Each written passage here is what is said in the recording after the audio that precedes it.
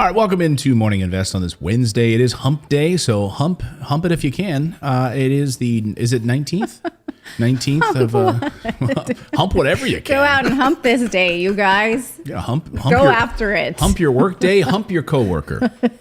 It's hump your coworker day. It's not. It's not. That's how you get a lawsuit. I don't have a coworker, so can't do that. Please I mean, don't. if they agree to it, to it, then by all You should means. just stop right there. Okay. I just finished that whole Joss Whedon article, and now I'm afraid of everything. So let's not say that. Let's talk about how Dr. Fauci is saying that there may be an end in sight to the pandemic. We may have an endemic. We're going to talk about what that means. I'll believe it when I see it. Also, President Biden today is going to be holding his first press conference in, I don't know, like 10 years. What year is it?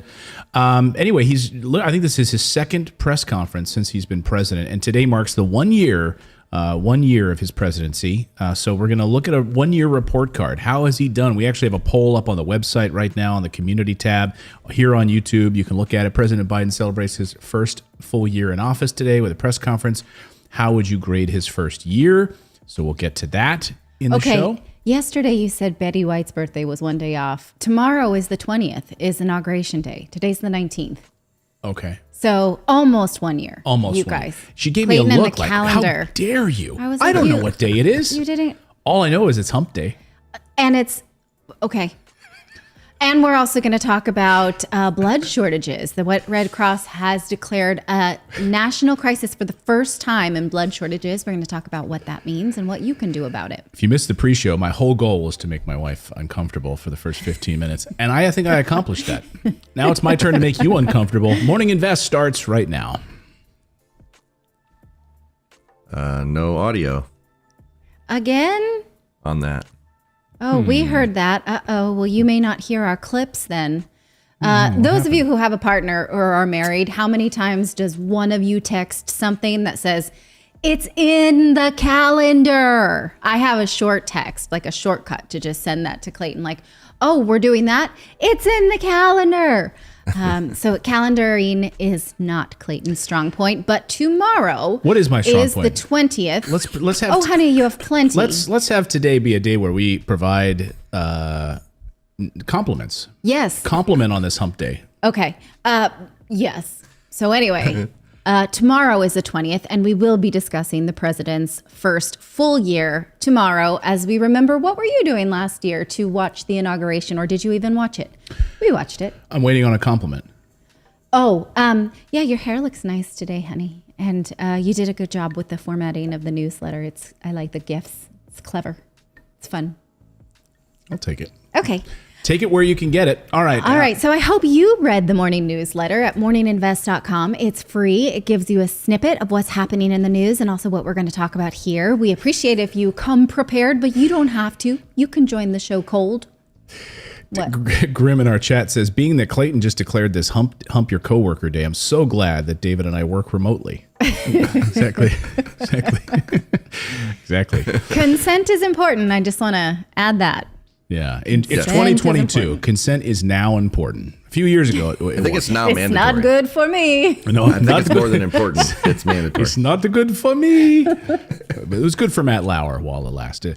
Okay, so yes, you can sign up for our newsletter. Morninginvest.com is the place to go to sign up for the daily newsletter. Also, you can become a channel member and support independent journalism, support what we do here on the show. We are not mainstream media. We are not the billionaire news networks that feed you a bull crap narrative. You can support us for like $1.99 a month.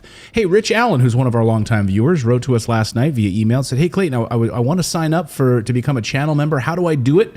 And all you need to do is just go to morninginvest.com/join. Hey, Rich, if you're watching, Rich is a longtime viewer of the show, and I always appreciate his feedback.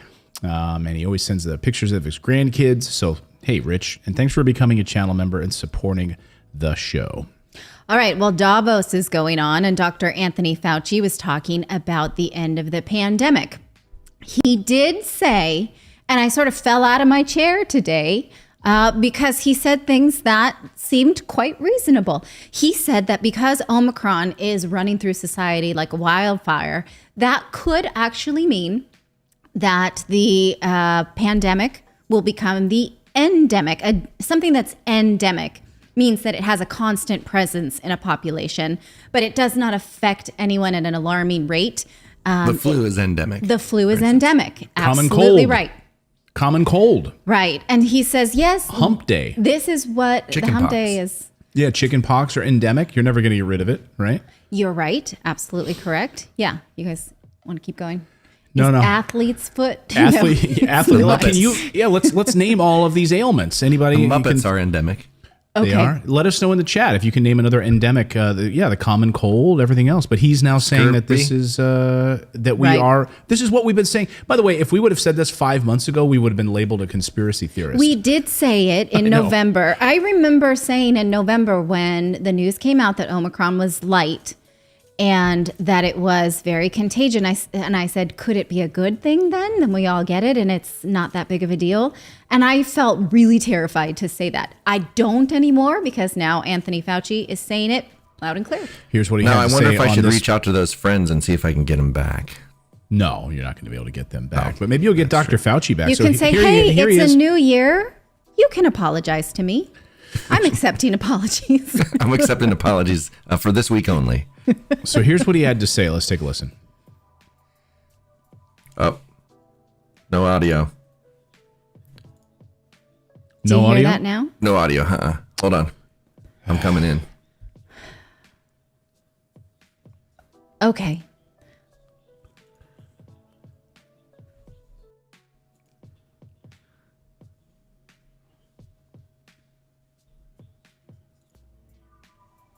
Pandemics can do. So we don't just go on when we get Okay, this there under we go. control. Start it over. You hear that, everybody? How we Okay. have to do better in both the scientific preparedness, the public health preparedness, and the public health response.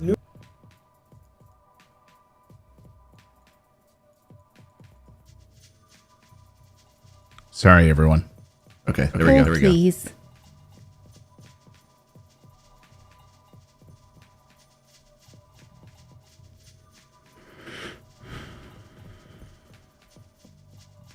No, it's weird. Weird. Can you guys hear us at all? Yeah, they can hear you. Oh, okay.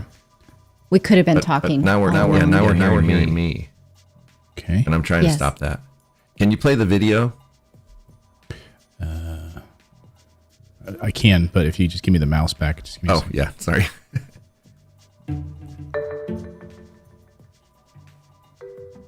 Okay. It's not going to be that you're going to eliminate this disease completely. We're not going to do that.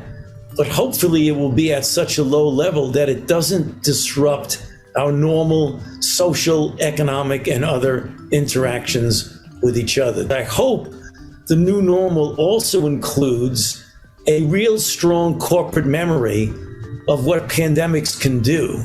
So we don't just go on when we get this under control, forgetting how we have to do better in both the scientific preparedness, the public health preparedness, and the public health response.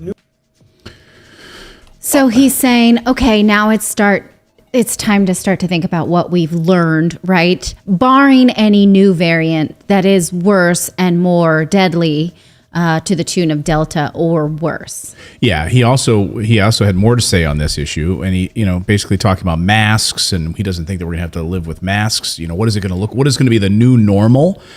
He was asked that question. Here's his response on a couple of other issues. The possibility of pandemics. I don't think people are going to be walking around with masks all the time. I mean, I think that that's very much out of the question. That's not going to be something that the world will accept as being normal. Yeah, you think so? Like walking around with masks for the rest of our lives? No, thank you. He also had this to say about one more point. Returning to normal are life. highly sensitive. In fact, in some respects can be a bit misleading because you could recover from the acute phase and not have replication competent virus. And since the PCR doesn't tell you whether it's replication competent, it tells you have nucleotide fragments there. On the other side of the coin, the antigen tests are less sensitive if you give just one. But if you can do it in a sequential way, they become cumulatively as sensitive as a PCR, but there are a considerable numbers of false negatives when you have a less sensitive antigen test. So you have two ends of the spectrum. All right, so let's unpack that a little bit. So living with taking tests on a regular basis, Yes. maybe not walking around with masks nonstop, maybe. Right. Okay.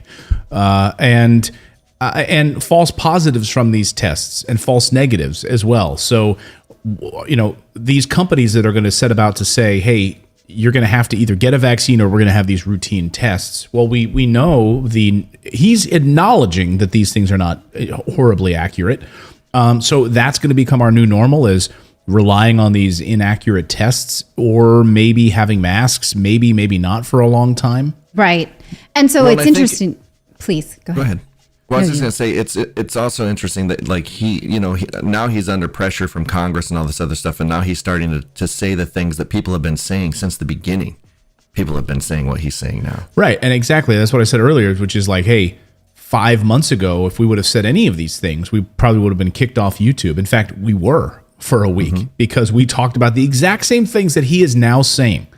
And it's interesting, though, because you have this sort of flip-flopping right now. Right on the one hand, you've got Dr. Fauci saying this about an endemic, and then you have the WHO coming out and saying almost the exact opposite, saying that, in fact, no, we've got a long way to go, and this could actually be, we could have seen another 50 to 100,000 deaths in short order.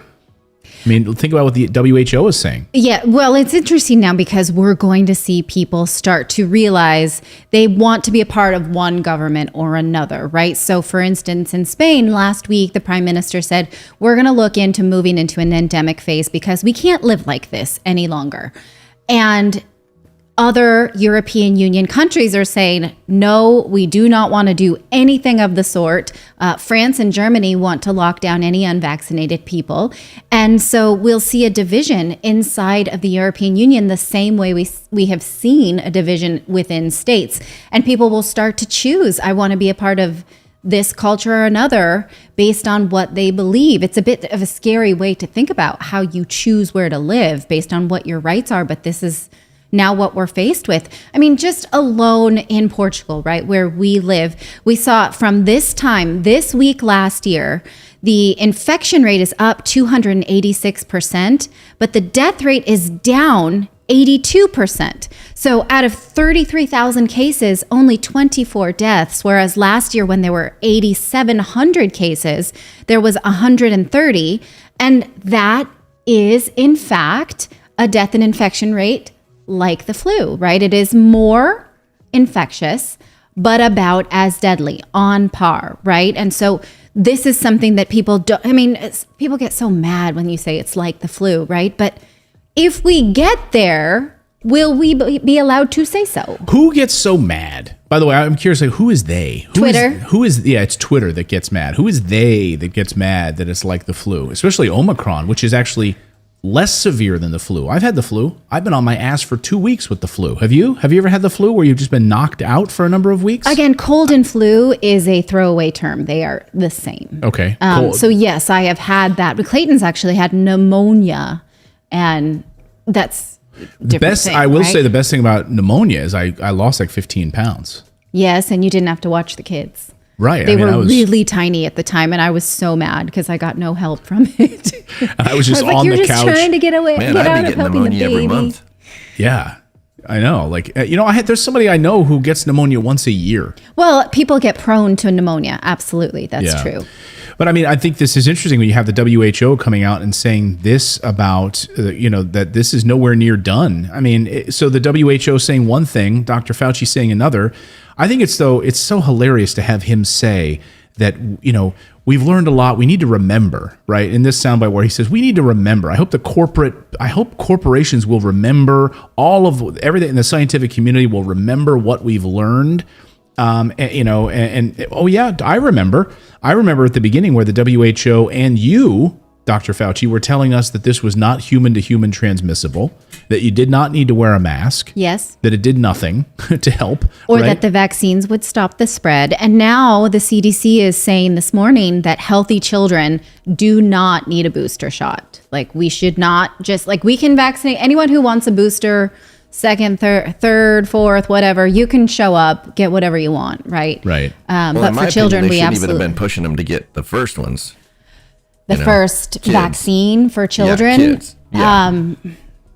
Yeah, because Yeah. there's no scientific proof whatsoever that the corona was worse for them than that. Well, that absolutely was my experience with my 3 children having COVID. And I am inclined to agree with you about that. But now they're saying we don't need to boost children. Let's just not even do that. Well, you know what really frustrates me is that from the very beginning of this, like I was following some pretty prominent scientists and doctors that were actually in the field gathering data. And these people have been demonized and marginalized and blocked from Twitter and Joe Rogan. They're trying to cancel Joe Rogan because 2 of the doctors were on there. And the thing is, like, if you look at all that they've been saying, they've been right the whole time. And now it's come full circle and nobody's going to apologize to them. Nobody's going to re-platform them. But Dr. Fauci, he's been all over the place. He's lied and everything. And he's getting paid $460,000 a year of our money, more than the president. And he's been wrong every step of the way. So it's like, what? Like, now what? So what do we do? Are we going to course correct and apologize to these doctors and say, hey, we should have been listening to you all along? Now we've got preventative treatment. Let's look into the prevention. Let's look into that's interesting. the early treatment. And maybe we'll start listening to doctors now. I mean, I don't know. Maybe we'll start paying attention to some of these doctors. I mean, there's doctors coming out today talking about the like changes to the body as a result of the vaccine. We're talking about neurological things as it relates to this from MIT scientists. Or we're also talking about an Israeli vaccine chief out of Israel who's admitting mistakes today and saying we made some mistakes about this. Professor Cyril Cohen talked about herd immunity, and also about his pandemic regrets on the Unheard podcast or the Unheard show. And I thought this was a really interesting interview. He admits basically, hey, vaccine passports, we have to rethink this. The green pass, the vaccine passport, that concept is no longer relevant. In this Omicron era, we should phase it out. It was a mistake. We shouldn't have to be showing this green pass to be able to do anything in life. Listen to what he had to say about this. Policies hasn't yet caught up with the reality, because Israel was also famous for being one of the first countries to introduce a green pass or vaccine pass, which presumably the principle of it is that you can feel safe in a room full of vaccinated people if it prevents transmission. In a world where it doesn't prevent transmission very much or at all, vaccine passports are not really very relevant. Has Israel caught up with that fact? Oh yeah, definitely. It's not only myself saying that in the medias, for the past few months, but other people, especially with the Omicron, where we don't see virtually any difference. There's a very narrow gap between people vaccinated and non-vaccinated. Both can get infected with the virus more or less at the same pace. But I want to tell you, there is another side to what we call the green pass. If you take 2 rooms, one that is full of people that are vaccinated and one full of people that are not vaccinated, and you introduce a virus, the impact at the end of the day on the healthcare system of the propagation of a virus in a vaccinated population or vaccinated room is less, because the vaccine can prevent severe disease. But it's just a very different point, isn't it? That's about the impacts on consequences. Yeah, but are you now of the view that vaccine passports should be got rid of, phased out, because they're no longer relevant in the Omicron era? I tend to think so, and that's also something else. This is we have to look at the future. We need better vaccines to prevent transmission. I mean, I'm all for a nasal vaccine, for example, that would be able to better mimic the immunity that we get from the disease. And we know, even if the Omicron actually is causing a lot of, not breakthrough infection, but reinfections, people that were vaccinated and, secondary infections, et cetera, we have to take into account that still the virus is better at immunizing than the vaccine. But I mean, really interesting, right? I mean, yes. Okay, getting the actual virus is better at immunizing us, We need to have better vaccines than we currently have. AKA natural immunity. And so what he's saying here is that the cost of being unvaccinated is harder on hospitals, right?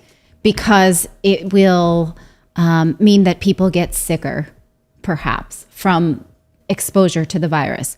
But the outcome is virtually the same. So then why do we punish unvaccinated people? Because they tax infrastructure, not because they hurt other people. They don't hurt other people any more than the vaccinated. It's because they think they're taxing, that they break their social contract because they'll tax the hospitals. That narration changed all along, because remember it was 2 weeks to flatten the curve, and the jab was going to get us out of this. Right. And then it became to where the argument was, well, you're gonna die if you don't get it. So it's like, okay, well, that's my choice. Well, when that argument fell apart, then it became, well, you're going to overwhelm the hospitals. So the goalpost just kept getting moved on the not the anti-vax, but the non-vaccinated, because the narrative kept falling apart, because it doesn't make any sense. Because if you're going to tax people for overwhelming the medical system, then like we said here, then where does it stop? You need to start with people with heart disease that are eating McDonald's, or you go out and you're rock climbing and you fall. Like the medical system is overwhelmed because they've been actively getting rid of hospital beds for years. Now, Chris's top level media in our chat says, Clayton, my question is, have you talked to any hospitals lately? Because I know nurses, and what I hear over here in the States is that they're having to send people to other hospitals. And I've been hearing that as well. Now, I called a number of hospitals during the Delta outbreak to see what the story was. And I spoke to a number of the charge nurses at these different hospitals, and they were overwhelmed. They didn't have ICU beds. They had one left, or they had none left, and they were having to divert resources to other hospitals. So I can't speak to that today. I haven't personally made any phone calls in the past few weeks to these different hospitals. We don't know how much of that is people that think they're dying because there was such fear around the pandemic, right? Like everybody's going to the hospital because, oh my gosh, I think I might have it. So, there's an overwhelm there too. And then it's like they're also giving us misinformation by saying people died with COVID versus people died of COVID. Like the numbers were of that we were seeing on a daily basis were people who died with it as well as of it. So the numbers have been skewed all along. So the hospitalization rates overall are down. Hold on. Karen says this show is just becoming another conspiracy theory site. I'm out. Karen, what can you be specific? Is it something? Well, I mean, what? She's been just not fun all along. So, okay. She won't engage in she doesn't care about facts. I've tried. All right. So facts. Yeah. Okay. Not I know. Fun. No, facts are more important than emotions. I know. And some people are just they don't want to hear facts. They'll just rather hear, emotions. They just want to even with the facts. Are we having fun? No, I mean, I think it's important to, unpack the facts. I mean, to hear Dr. Fauci talk about shifting this to, moving out of a pandemic phase into an endemic, and to live now with this. That's something we've been saying on the show, at least the Omicron phase, for months now. Mm-hmm. And, you weren't allowed to talk about that. You weren't allowed to even say that. Even The Atlantic wrote a piece specifically about when do we move? We're going to be living with this forever. This is never, we will hit endemic phase when the number of cases is just not even reportable. And that's what the administration is now moving towards. And the administration moving away from these daily COVID numbers and moving away from that, I think that's going to be in large part to try to maybe help President Biden also. I think moving away from this daily case numbers and the problems with COVID, you might start to see this administration shift its policies and shift its strategy away from talking about daily case numbers. In fact, that's happened. Now, the January 6th HHS guidelines now say that they will retire certain fields of their daily reporting that no longer need to be reported, among which is previous days COVID deaths. So they are no longer going to be requiring that of all hospitals. Why? right? And so some people are upset about it because they think that, oh, they're keeping information from us. And some people might think, well, those numbers were problematic because, as David said, some of them may have been actual COVID deaths and some of them may have been deaths of people who were also affected with COVID. So who knows at this point? Do we need that? And does it actually contribute to a paranoia? It's an important question to ask because absolutely when we were sick with COVID and Clayton got to the 8th day without his temperature going down, even though he could breathe just fine. Thankfully, we used the oxygen monitor on the new Apple Watch. The most recent versions have O2 monitors. And he never dipped below a percentage of oxygen that scared me. But I still felt like, you've been sick for so long. Do I need to take you in? Because you're scared. Because it's scary to hear COVID. It's scary to hear someone say you have it. And it's scary to feel like, you know, maybe I'm doing something wrong. Yeah. And look, to be honest, I mean, and we know we've had friends who've died of COVID. So this is not something to take lightly. But as we move into this Omicron phase, is this the thing that's going to, we were hoping was going to be the thing that would get us out of this? And would we lockdown? Feel better then? You know, I mean, we did a teleconference with your doctor and she was like, yeah, that's what this does. You're all right. Stay right there. You're going to get better. She didn't show any, you know, so can we all sort of adopt her, there's a fly in here, casual maneuver. Sorry, I'm maneuvering against the fly. Can you please give me the chopsticks? All right. So let us know your thoughts on this. I want to talk about this, though.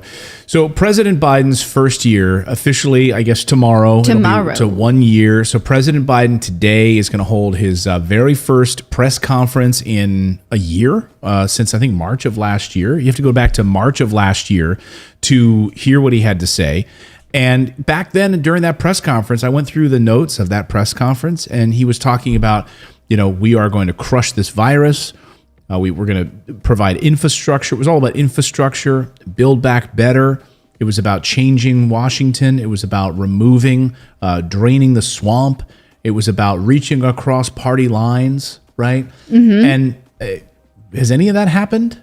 Have we crushed the virus? Have we build back better? Have we reached across party lines to get anything done? We got an infrastructure bill. We're talking about ending the filibuster because they can't work with Republicans, and you can't even work with members of your own party in Kyrsten Sinema and Joe Manchin. So I don't know. I mean, we asked this question on our website earlier. What is the report card for President Biden? He celebrates his first full year in office today with a press conference. How would you grade his first year? Do we have an update on where this poll stands now? Let me do a page refresh here and see where we are.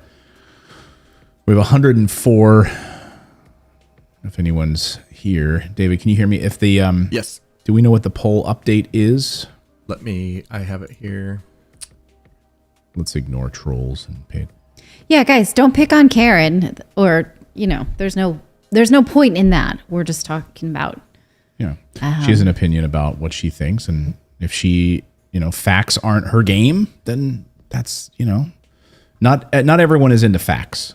Well, and here's the thing. This is the way that I look at it with people like that, is that, you know, we don't know where they're getting their information. People still trust the mainstream media because they don't know. And why shouldn't they? You know, why shouldn't they trust the mainstream media? They might not know that they're not telling them the truth. So we don't know their sources or the ideology that they have and stuff. So I try to be a little bit patient with people like that. But it all started with and just so we can clarify, because we had an argument going in chat yesterday. People were arguing that the Pfizer vaccine is approved by the FDA, but it is not in the United States. The one that is approved is the one that's in Europe, just to be clear, because that's where the argument was. So there is no approved vaccine being delivered in the United States. The European version, the Colon, I can't remember the name, but that's the one that's approved. And so that's where this whole argument started, and that's when she started getting so. But again, I try to understand where these people are coming from and get their opinion, but they can't ever cite where they're getting it from, and that's, you know, I like to see sources. Well, we always come back to the thing, right? Mind. Which is, you're entitled to your own opinion, you're just not entitled to your own facts, right? That's the it comes down to so great, Karen, you can have the opinion you want, but you're not also, you can't invent facts, and you can't, you know, be entitled to your own facts. Like, the facts are facts. So and also it's please Go ahead. Well, I was just gonna say it's hard when you have somebody like you look up to Joe Biden, you look up to Anthony Fauci because they have held him on such a high pedestal, and you don't want to realize that these people have lied to you. That is never an easy pill to swallow. I don't care who you are. I don't like the fact that I see that he's lied. I don't like the fact that nothing good is happening in this country. It's like if I'm critical of it, you think I revel in that in that negativity, but I don't. I hate it. But the thing is, like, you do have to eventually come to the realization that it is true. They are doing nothing for us. Dr. Fauci has lied all along this whole pandemic. So you have to be willing to, be critical of the people that you love in order to. And those of us who got vaccinated, right? Because we felt like, okay, this is a communal thing to do. There may be an inflection point where we feel like, oh, I wish I hadn't have done that, right? Because certain information makes it, we don't know, but we cannot hold on to like, well, that information is wrong because it makes me feel like I did the wrong thing. We have to be willing to say like, oh, wow, I wish I hadn't have done that, even if it hurts, even if it's something that we don't want to break apart. I'm not saying that that's the case, but if we are not open to that, then we've shut ourselves into a shell of conviction bias. All right. Let's go back to the top story, which is President Biden's first year. So President Biden's first year tomorrow. Okay. He holds a press conference tomorrow for the first time in months. And he's going to face some tough questions. I mean, among the questions he's going to face, where's Build Back Better? Where's this infrastructure plan you talked about? In July, on Independence Day, he declared basically that we are free from COVID, right? That we crushed COVID, we're free from it, and yet he has his Dr. Fauci out there saying, well, we're now just going to have to live with it. So we didn't actually crush it, we're just going to have to live with it. So he's also going to have to answer questions about climate change. He's going to have to answer questions about oil, supply chain issues.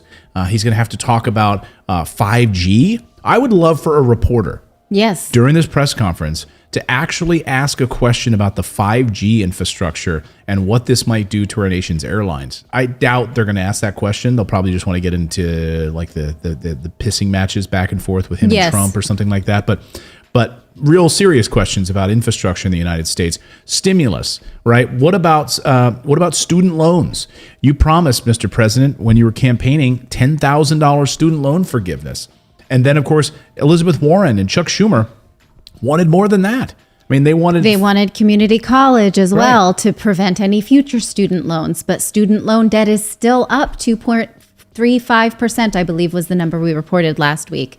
And especially the environment, right? So that was fun that you got to go to Scotland and Rome on your little, climate change tour. But what actually has changed? Because the minute you got back, you released all of those 800,000 acres for lease in the Gulf for more fossil fuel production. So what was that? We got to send you to Edinburgh to what? To have some fish and chips and then actually not change the environment? Right.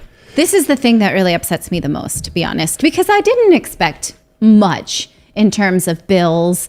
I didn't expect much in terms of legislation. I did think that he could get his tax bill passed because he has the Congress for it, but he hasn't been able to do that. In my opinion, that's a good thing. So I wasn't that optimistic about the policy part, but I didn't think he would actually just press on the gas, literally. Mm. And I would love a reporter to ask him about Dr. Fauci. I mean, I would love to say, hey, this is you're the head of the head of infectious diseases for the United States government. Like, you are the face of this, and yet we know that you lied to Congress. We know that Fauci lied to Congress specifically, and new documents out this morning. The Intercept has a great piece this morning on Dr. Fauci and the redacted emails. We now know that they were told, and specifically, the letter signed by James Comer and Jim Jordan followed pages of notes and emails that were first obtained through the Freedom of Information Act and the Washington Post. They were heavily redacted at the time, and they were able to view full emails in this phone call. And on that call, virologist Michael Farzan, Robert Gary told Fauci and Collins the virus might have leaked from the Wuhan lab. It might have been genetically engineered. And in the transcription of Gary's notes suggest, but now this seems unlikely. Another possibility put forward by Farzan was that it could have been evolved in the lab through a process known as serial passage. Wouldn't it be great for a reporter to say, Dr. Fauci, we now know, according to these emails, was told about this, lied in front of Congress. Does he continue to keep a job? Like, what reporter will have the balls to ask that question of the president? Peter Ducey. I don't know. He'll get one he's question. Invited. He'll get one question. Like Fox News will get one question, and then he'll have to choose it carefully. Old school Jake Tapper would have, but not this new guy. Yeah, well, Jake Tapper's not even going to go because he's not even part of the White House core anymore. So who is not? I mean, maybe the British, the foreign press will ask this question. I mean, heck, the British press also not fawning over President Biden. Look at the front page of, where is it? Here, I have a screen grab, but I don't have it. Oh yeah, here's the front page of the Guardian this morning.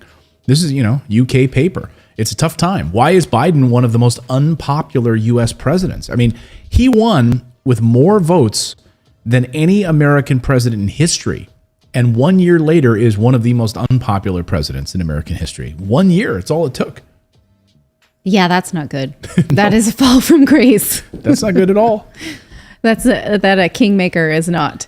Yeah, here's another one. Derek Ead says, where's the $200 boost Biden promised for SSDI?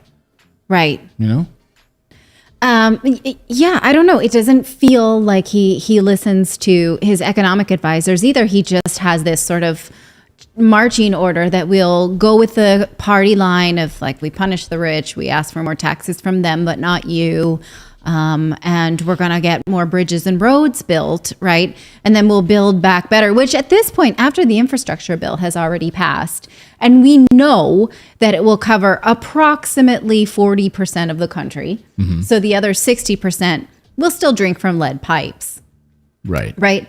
Then it's hard to even remember what Build Back Better was other than the extension of the child tax credit. Like, what is it we're not even getting? Their messaging is lost. Right. Yeah. What was it supposed to be? I mean, it was supposed. You were supposed to get family vacation or leave, like maternity leave. You're supposed to get. They were going to negotiate drug prices. You're going to get eye, dental, and all that in Medicare. Yes. Like, there was a whole bunch. They were going to expand the age, I think, to no, not 55, but they were going to expand preschool the age. and community college. Yep. All of those things. There was a ton of great stuff in it. Yeah. And instead, we can manage to pass. We can pass defense budgets. We can continue to do all that. Why the hell is this one fly hanging I don't out know. here? Can There's you a whole guys house. see the fly? There's a whole house can for see this it. fly. You can see it because, Get like, the frick outta I here. am freaking out a little bit that it could See, land that's what on my happens lip when gloss. you're not allowed to wear deodorant. Get out of here. Oh, exactly. You guys, flies are pollinators. They're important for our ecosystem, but there's nothing to pollinate in here. Yeah. All right. What is the poll results? I know. Hey, look. So I tried to look, and I see 0 votes on the That's tab. impossible. Are you not I don't voting? know what's going on. Dudes, I see your responses in the chat. So they're ringing in, but maybe just not clicking the actual poll. Yeah. Don't embarrass us that way. We'll try to get it. I know. I see hundreds of people have voted. I just can't click on it either. I don't know why it's not showing. But anyway, Yeah, it's in the community usually tab. I can see the results, but I cannot see anything right now. So President Biden Thanks, holds that YouTube. press conference today at 4 p.m. Eastern time. I mean, fireworks. I think it's going to be an interesting time. It's going to be an opportunity for him to try to reset the clock on his administration. I don't know that that's going to happen. I think there's going to be, I don't know. I think he has to go out there and just not say stupid stuff, right? That's got to be the modus operandi right now because he is not well liked. His approval rating is in the toilet. People, the press are salivating for him to say something stupid right now. Is that fair, though? Because Trump always said stupid stuff. Well, that's what the press jumped on. As soon as he would say something stupid, the press would jump all over that every day. I suppose. Right? One That's what they loved. That's what the press looks for. So all I'm saying is President Biden, just has to go out there and don't say stupid stuff because that's what the press will cling to. And then what do we get is just Vanilla. talking points. Vanilla. Yeah. Vanilla talking points. Right. And look, the rest of the world is looking at the United States for some sort of sign that we are a strong country. Mm-hmm. And, so if he comes out there and can't put a coherent thought together and he's going to have an hour and a half press conference where he's going to be taking important questions from reporters and he doesn't look sharp. We haven't seen him for a year. It's not going to be good. All I'm saying is it's not going to be good. It might be good. You never know. As long as he's got a prompter and whatever new vigil or whatever they give him when he Adderall, I don't know what Viagra? something. It seems like it. Coffee? I don't know. It just seems like if he's ever off the cuff, he always fails. But if he's got a prompter, he does pretty decent. He does not speak in declarative sentences, though, but neither did President Trump. So I guess at this point, we're just sort of giving them a free rein to not put together sentences, but don't say anything that frightens us or, you know. It's become kind of like the Bible. It's left to us to interpret it how we will. And I think that they kind of like that, because it's like then the media can manipulate it and give their take on it. Well, this is what we think he meant. No, this is what we think he meant. So it just like keeps us wondering.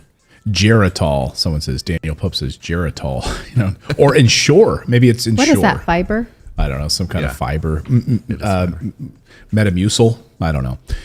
Yes, it's at 4 p.m. Eastern time is President Biden's press conference. So we'll have full coverage on it tomorrow here on the morning show. We've got more news to get to today. Some really interesting developments for President Trump over about a few hours ago.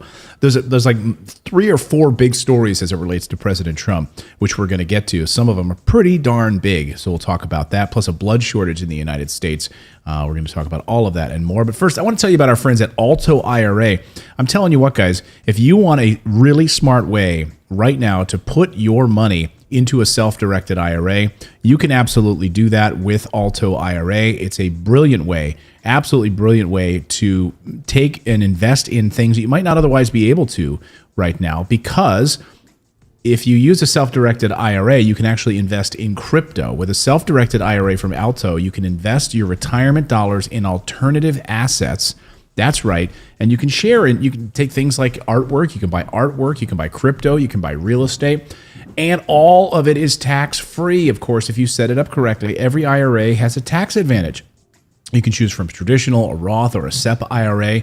And all you need to do is go to altoira.com/morning to take advantage of this amazing offer and sign up. Now, I signed up for my Alto IRA account, and it was an absolute game changer for me, because I had a separate IRA account that I was using that wouldn't really allow me to invest in crypto. I mean, you could, but you had to like fax paperwork, and like every time you wanted to do a trade, it was ridiculous.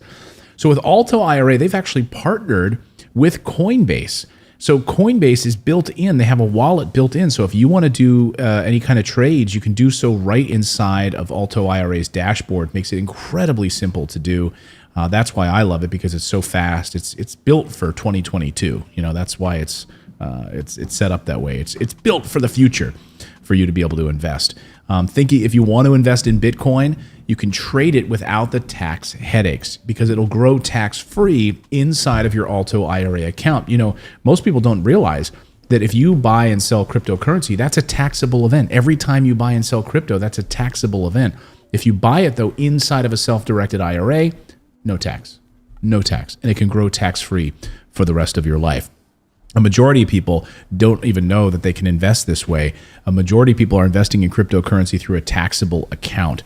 Why would you do that when you could be using an IRA and do it with Alto IRA? So the easy way to put crypto into an IRA is with Alto IRA. It's a game changer. You can create a free account in just a few minutes. You can invest with as little as $10. No setup charges. They have secure trading 24/7. So open an Alto's crypto IRA account today with as little as $10. Just go to altoira.com/morning. That's ALTOIRA.com/morning.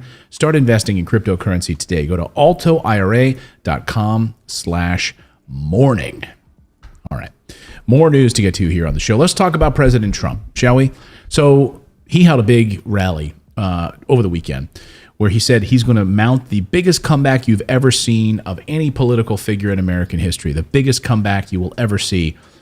Well, if that, what could be a bigger comeback than losing a presidency, taking 4 years off to dust yourself off, and then run for president again, and then win. That's the biggest comeback in American history. That's it. That's the top of the heap right there for a comeback. Is it? Well, okay. Any president that has been elected to a third term, though, was not voted out, right? So I don't understand your question. So the Roosevelt, who came back around and ran again. The Roosevelt? You mean Teddy Roosevelt? Yes. Which one? I was thinking. Yes, the Teddy, Roosevelts came back who ran twice. He was not he didn't ever lose an election and then come Yes, he back. did. Well, no. Well, so Teddy Roosevelt became president when President McKinley was assassinated in Buffalo at the train station.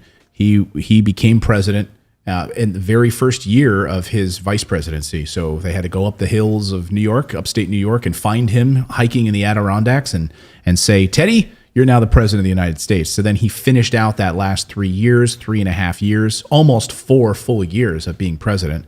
Then he ran and won. And then he took 4 years off and ran again on the Bull Moose ticket and lost. Okay, So- but he was not voted out of office. No. And then came back. No, because he is what didn't I'm- run a third time. He never ran that third time That's what okay. in sequence. In that case, we can give him that. So Yeah. So Trump did actually lose, was voted out of office, and he wants to become voted back in. So then that matters at this point because now the Attorney General of New York has said that their investigators have found evidence that the president did use fraudulent or misleading asset valuations to get loans and tax benefits. So recall, this is around certain assets that were reported as losses for his tax return, so he didn't have to pay tax, but were reported as assets to the bank so that he could secure more loans. This is what they allege. They have not said whether they will bring a civil lawsuit in connection with the allegations. And of course, the president and his lawyers are saying this is politically motivated, right? They do seem like they want to subpoena further actors in this, including the Trump children. Yeah, they definitely want to talk to them, although they've pled the fifth. They said there's misleading statements. There's omissions they want to look at. I mean, they want to see...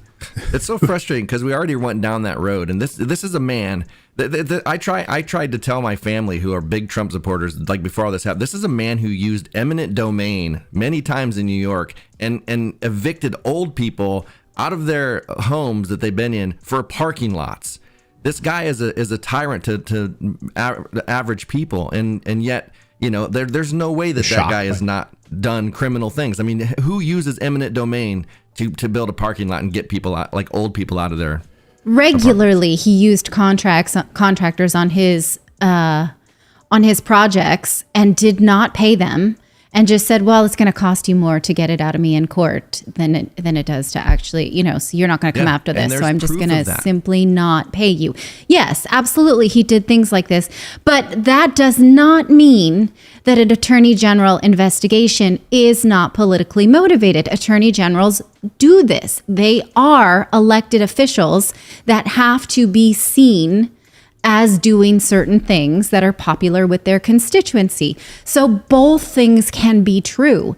It can be a political motivated investigation, and he probably did it, right? So the question remains, is it worth the attorney general's time? Is it worth taxpayers in New York's time? Because they're not going to get anything from it. He probably should have paid millions in taxes that he didn't. Is it worth going after that? They probably will never actually collect on any judgment they get against the president. Right, so if it's not criminal, it would be a civil case. Right. So if there's nothing criminal, I mean, I guess they could collect assets. Sure. So, okay, let's play this out. Let's say the attorney general takes a suit and either they settle it out of court and he does pay it, or they get a judgment and then they start collecting some assets. Yes, he has assets in New York. And by the way, someone's in the chat saying, oh, this is why he was president. No, this is before he was president. I mean, this is absolutely before he was president, Yes. Specifically on their, on these misleading statements to get money for these assets. So lying on mortgage applications. Yes, essentially. or equity loans or something to that effect. You know, it's right? bad when Deutsche Bank, by the way, who's involved with all sorts of shady actors, says we're not going to do business with you anymore for, basically because of that reason. We lying to you on different loan applications, telling us about the overvaluation of these assets when they weren't worth that much. So there's a lot to unpack, but the New York Attorney General's office, Letitia James, saying that many instances of fraud. Whether these misleading statements lead to any sort of criminal liability remains to be seen. This is the sad state of our democracy, because it's like we get handed criminals, we get handed people that have crooked paths. I mean, look at how Joe Biden has been lying for 40 years. But the thing is, people are like, well, he had less sexual encounters with harassment encounters with women than Biden or than Trump, and he's not on Twitter like saying all this stuff. So let's vote for him. But like both of these people have past that we can look at and we can see what they've done, and they've done the same thing consistently their entire careers. Yet we are given them as a choice. So we ourselves have to look at like, okay, so which one am I going to vote against is more what we have to do in this country. Right. Like the devil you know is better than the devil Yes. you don't, So it's like, these are the two choices we have. No. And by the way, we don't have, again, if we looked at ranked choice voting, what they've been able to do in Maine, we'd be able to vote for somebody like a Howie Hawkins or I don't know, Bernie Sanders, Andrew Yang, or Yang. somebody else who's on a third party ticket, and be able to say, we're going to stand up for these people. We're going to actually vote for these people. And because these two parties are corrupt and they keep corrupt politicians burning and churning the midnight oil, and that's how this whole system works, we're never going to break free of this. But at the same time, the establishment Republicans, I do not think want Trump to run again. No, they don't. I mean, there's a big but they war. didn't want him in 2016 either. Right. And to the credit of democracy, he was voted the Republican choice for candidacy.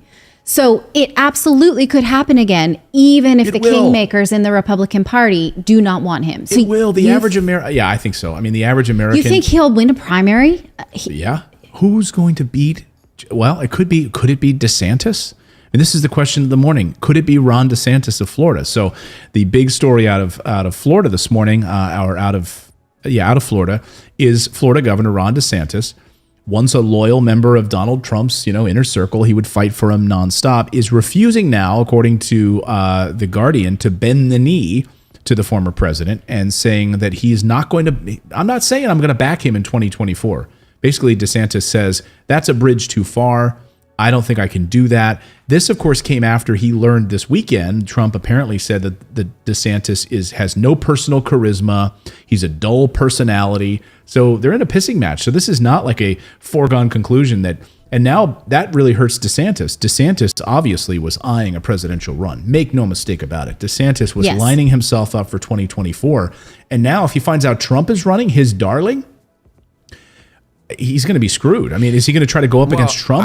I think that I think DeSantis anybody who could be more articulate than the past presidents, the two presidents we've had, I think would stand a good chance. If people could actually understand what they're saying, they could articulate their positions well, because these other people, they can't. Trump can't articulate anything well. Biden definitely can't articulate anything well. So I think that if we had somebody that could articulate things like DeSantis could, because he's very well spoken and he's good it's looking. true. He's Look at presidential.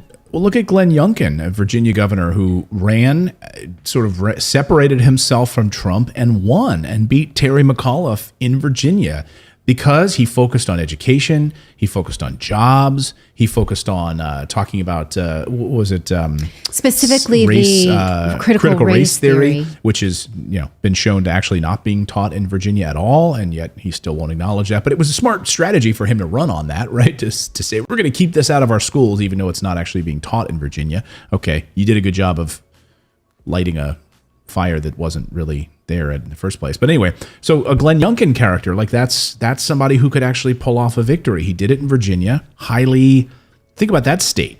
Think about Virginia, which had really moved blue, right? Yeah. He wins he becomes a red governor in a blue state by all accounts. I don't know. I think this DeSantis Trump thing is really interesting because, if he's going to not bend the knee to him and say that he would support him in 2024, that's too much to ask right now after he attacks him for being dull and having no charisma.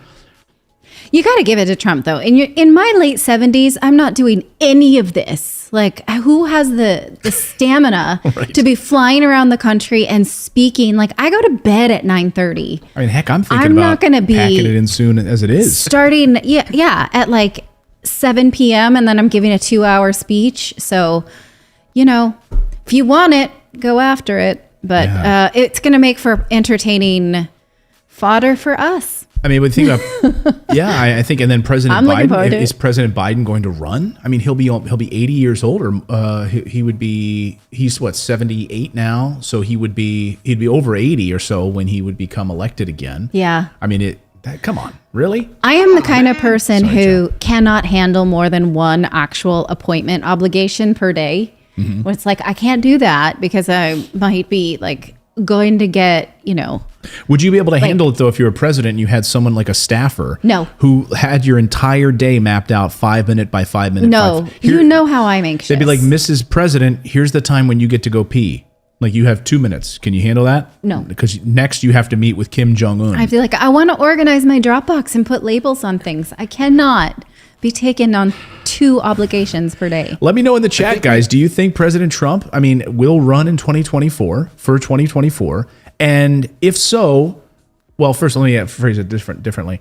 Who would beat him? I'm sorry. There's no one's going to beat President Trump with President Biden's approval ratings this bad. Who do the Democrats have? But I think they could. I think if they put up like Warnock or what's Ossoff? What's the other guy? Yeah.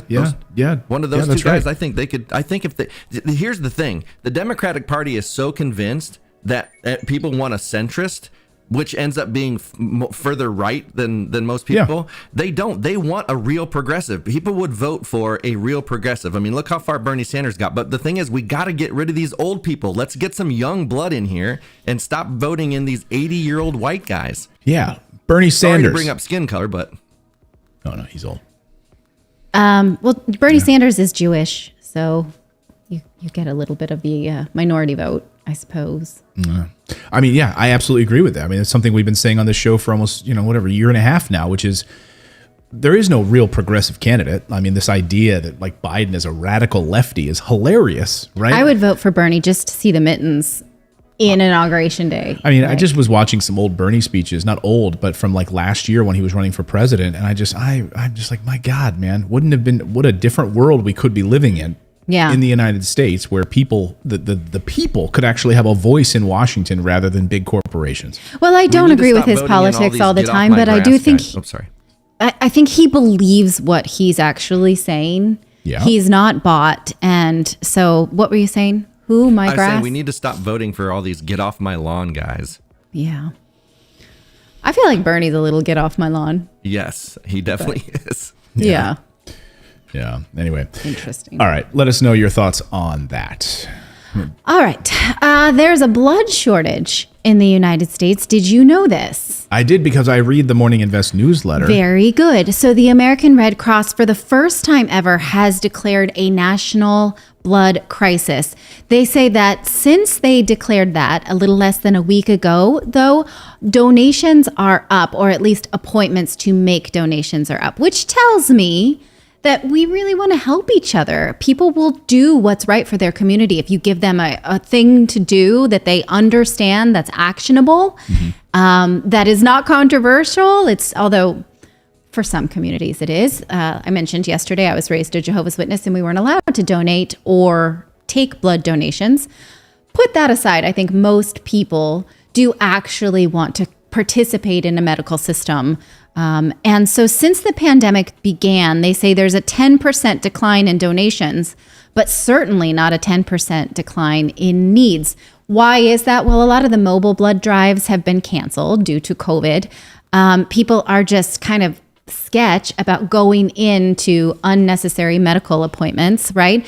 And then also there are these stereotypes that stop certain people from donating. For instance, there still is a rule that a gay man has to wait 3 months after sleeping with a man before donating, which there is no actual science that there's danger in that. Plus, the majority of the blood that you donate when you actually do give a donation is tested. I think at least half of it is set aside to make sure that it's tested. They don't just take blood and be like, that's good, and then give it to someone else, right? They have to test for the type. They have to test anything's wrong with it. And I should say the Biden administration is speaking out on that specific issue, which is good. I mean, for the first time, as we just showed here on the screen, the Biden administration is commenting on the Food and Drug Administration's longtime donation blood guidelines that they've had on this gay issue, which are impacting the LGBTQ plus community and preventing gay and bisexual men from being eligible blood donors. I mean, opening that up would be tremendous. The statement by the White House to ABC News says the painful origins of this policy acknowledges the painful origins of this policy and comes on the heels of the American Red Cross declaring their first ever national blood crisis last week. And so they're saying that this the current policy, as you said, goes into details about currently sexually active gay or bisexual men must abstain from having relations for at least 3 months before they're allowed to donate. Let me see what the statement says. So specifically, the Red Cross could just change their Right. policy. In April of 2020, they did change the policy and said, oh, gay men can donate, but we need this 3-month moratorium on sexual relations, which is not backed by any science. Right. So, yeah, that's interesting. So donate blood, guys, if you think that you are willing and able. It's interesting. We have a link in the newsletter for exactly where you can go to sign up. And yeah, anything further about that? No, I think, make those changes. Make those changes, these like archaic policy. It's almost like we still had to deal with like don't ask, don't tell policy, Yeah. like this are, these like leftovers from the 1980s and 1990s that people just don't get around to fixing in Congress. Right. And it still impacts communities tremendously. So absolutely fix that stuff. All right. You want to tell us about our sponsor and then we will get to what's trending. Okay. So let's tell you about Outlet Finance. If you want to get 9% on every dollar in a savings account alternative, you can. Just go to morninginvest.com/outlet to get 9%. This is a 9% savings account. How much do you guys get at your normal bank? At your normal savings account? Is it like 0.001% or something? Well, here at Outlet, you can get 9%. That's right, 9%. Morninginvest.com/outlet. Why? Because it's backed by cryptocurrency. It's backed by Ethereum. And so you're actually basically putting your money into Outlet Finance, and then they're basically staking it for you so that they will lend it out, and you are backed with their insurance plan as well. So you're getting 9% on every dollar you put in there. It's very, very easy to use. You can download the app on the App Store, on the Google Play Store as well. Deposit and withdraw anytime. It has entirely free to use. Your funds are held with a compliant custody partner. So very, very safe. I use it personally. It's my favorite savings account. So you can open it for like with $5, whatever you want. Just put a little savings in there instead of keeping it in a crappy bank account where you earn nothing. So this is like your kind of rainy day fund, in case you have like a water heater goes out in your house or you need a car tire that blew out. Keep your rainy day savings account in something that'll actually earn you interest, 9% on every dollar. Go to morninginvest.com/outlet. And I think they give you a deposit bonus when you use that link as well. So check it out. Use that link to get a deposit bonus and 9% on every dollar that you save. Gloria M in the chat says that after she donates, she gets an email of where and who got their blood donation. I've never had anything like that happen. Have you, David? No. Yeah, I never got any follow-ups. Although it's been many years since I donated blood because I'm anemic and I had a lot of fail rates where I just clotted and was not able to feel the bag. And they said this is not even enough to test. So, yes, I'm with you in spirit. If you do that, that's fantastic. And also, there's a lot of science about the use of plasma for COVID treatments as well. And the doctors really do need plasma, especially from a friend of mine organizes medical conferences. And she says they're specifically looking for COVID survivors or people who are recovered from COVID who have that natural immunity because they want to use the plasma to treat other people. Do you know anything about that? Mm-mm. Yeah. Interesting, right? Yeah. No, I'm not big. Like I don't really. I'm not a donator. I've never done that. You've never done it. Yeah, it's not so bad if you don't mind needles. Well, and that's the thing. I do mind needles, but You mind needles. I have a rare blood, so I probably should. I'm like O negative or something. Oh, something yeah. that's rare. So I probably should, but I just can't. Like the needles, I get anxiety if I think I'm getting a needle. That's what's kept me from going to the doctor since I was a senior. I hate needles. Oh yeah. Yeah. Well, don't have a baby because they take a lot of blood from you when you have to do that. Well, a little too late for that one. It's hump day, so I. Men could never hack it. If No men way. had to have babies, we'd have a huge population crisis. Oh my gosh, I agree. We'd be like, could you imagine a guy pregnant? Like, look at us with a cold. Imagine us pregnant. No. I cannot. Look at Grover. All right. He's a dude. How I Met Your Father. Oh, we're going to move on to what's trending right now. Here we go. How I Met Your Father is trending because this is a sequel to How I Met Your Mother. Yes, this one. It stars Hilary Duff and Kim Cattrall, and people are excited about that. Wait, where's Kim Cattrall?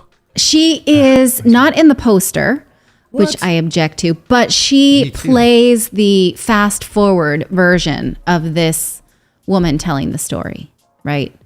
So when they do flash forwards, Kim Cattrall is the version, I believe, of Hilary. I have not watched it. I haven't watched either. Who's the dark-haired girl? I don't know. I only really recognize Hilary Duff. Different than she used to. I never met a mother. I never watched the first show. You never met a mother. I never met a mother. I never watched the first show anyway. Yeah, me either. Me neither. Okay, USPS is trending because people are excited about the fact that you can order these at-home tests now through the U.S. government, and they are wondering how fast can they get to me. Now, it is January 19th.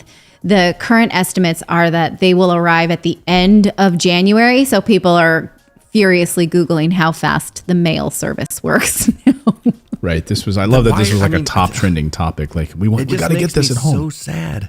I'm so sad for people that are that scared that they're scrambling to try to get these things into their homes, knowing and not knowing that how inaccurate they are in the first place and how much more inaccurate they're going to be if they don't like scrape the membrane like 10 times or whatever. Like they're not going to stick it back there the way that a medical professional will. So it's like I feel so bad for these people, just how scared they must be living in fear trying to get these things to get tested if they get a sniffle.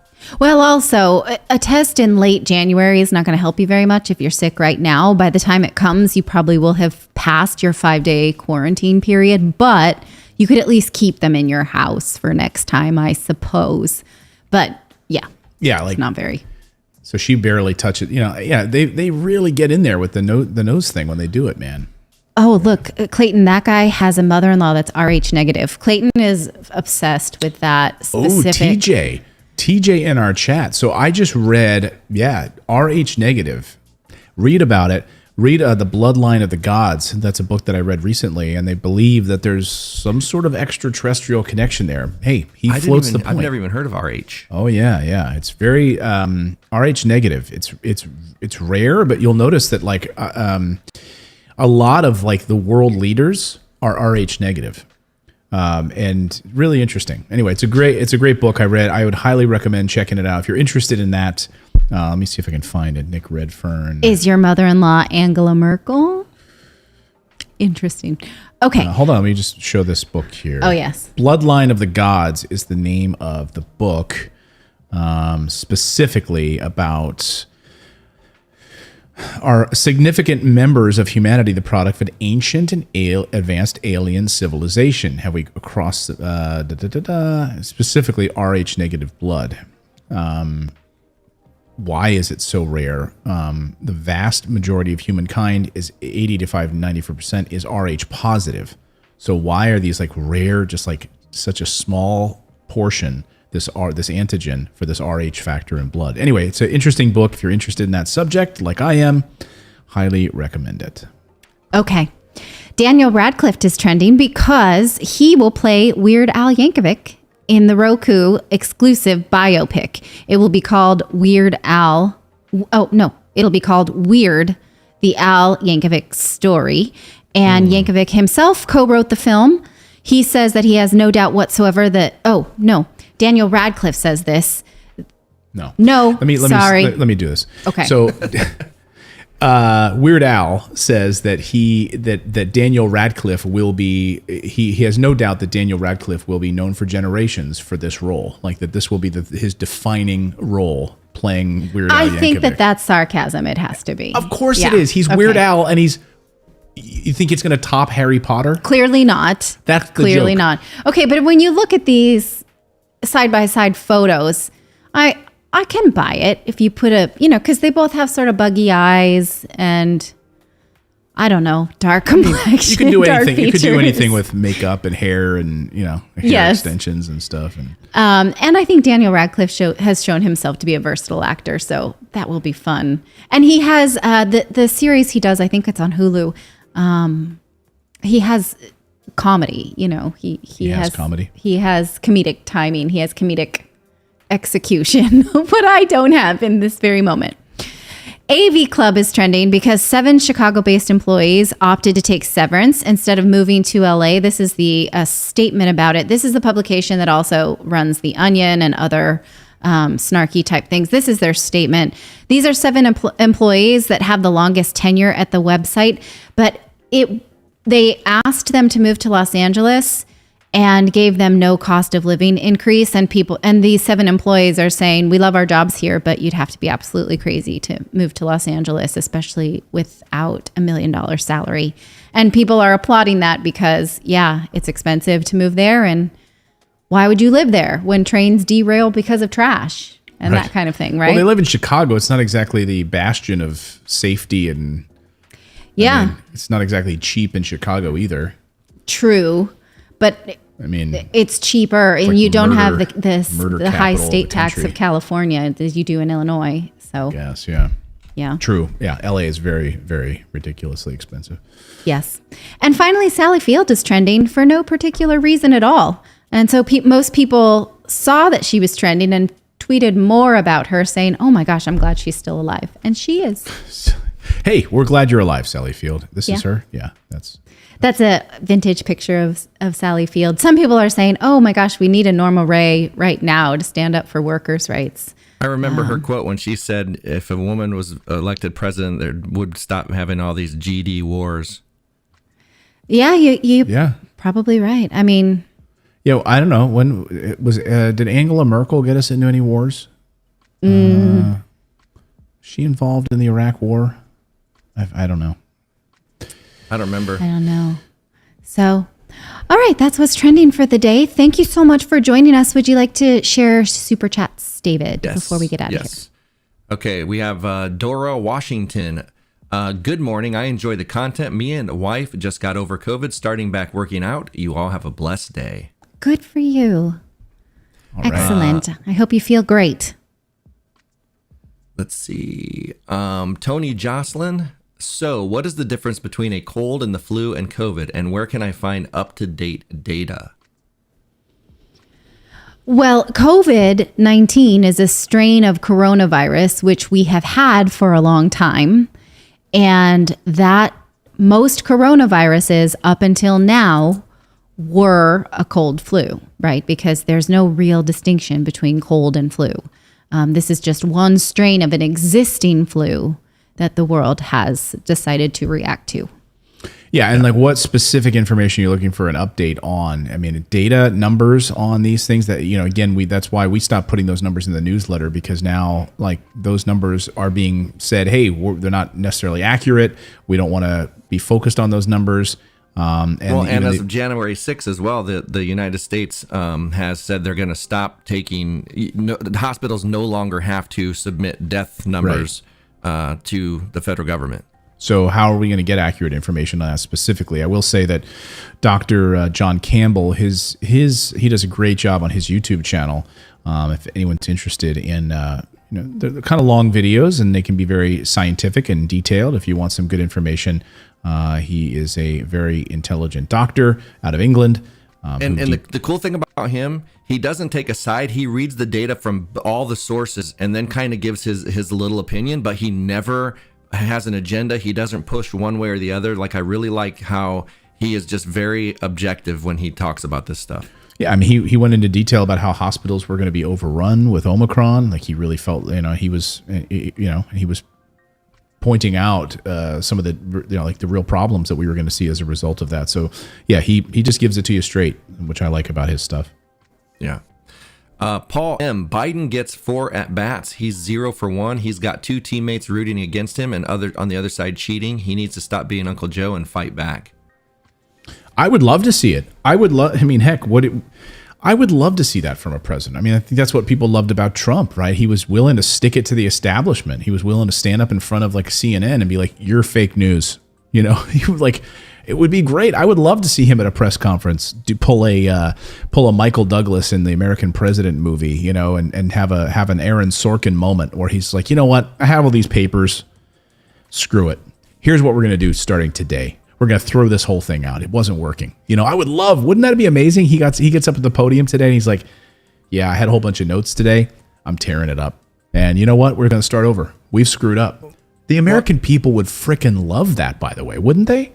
They would. And you know, this is another thing that kind of frustrates me with when we're having these conversations and making people uncomfortable is people tend to think that if you're being critical that you're against that person. Like we would love nothing more than to come on this show and be like, Joe Biden did this, like, look, we're getting a stimulus, we're happy, like excited. But the thing is we can't like try to nitpick and find the positive things when there's more negative to talk about. Like you can't be afraid and you can't blame the person that's talking about the negativity and think that we're anti-Biden or we're anti-government or we're anti-this. We just want something that works for the people, and that's who we're for. We're for the people. And anyone who goes against that, being for the people, we're going to bring the news about it. Yeah. Bring the heat. Bring the heat. But people tend to like want to blame the person that's bringing the heat as being anti, you know, why don't you hit like Biden, or why don't you do this, or yeah. And to be honest, it's not Biden. He's a symptom of the system that we've already got. He is exactly a product of what is wrong structurally, and he's the beneficiary of that. So, yep. Yeah. Okay. Anything else? One more super chat from Wednesday Robinson. Please donate for me. I am a cancer survivor and I got blood in the 80s, so I'm not allowed. I'm AB plus rare. Wow. All right, you guys. All right, everyone. You should, if you can, try and do it. Yes. That's it. That's all the super chats. That's all we got. All right, everyone. Hey, we're here every day at 9 a.m. Eastern time. Be sure to subscribe. If you're not already subscribed to the channel, we really, really appreciate it. Hit that little subscribe button. Turn on that little bell notification so you'll be notified when we go live. Usually YouTube takes about 10 minutes or so to get their little alerts out. This damn fly. You guys, we got to get out of here. Got to get away from this fly. Of all the places in the whole house to go, and you want to hang out here. I guess, you know, I'm not wearing any perfume or anything that would attract smell a fly. like food. Yeah. Just go to the other side of the room, get some fart spray, and go to the other side of the room and spray that. It could be this old burrito that's down here on the floor. What's going on here? All right, everyone. We'll see you tomorrow, everyone. Bye Bye now. then.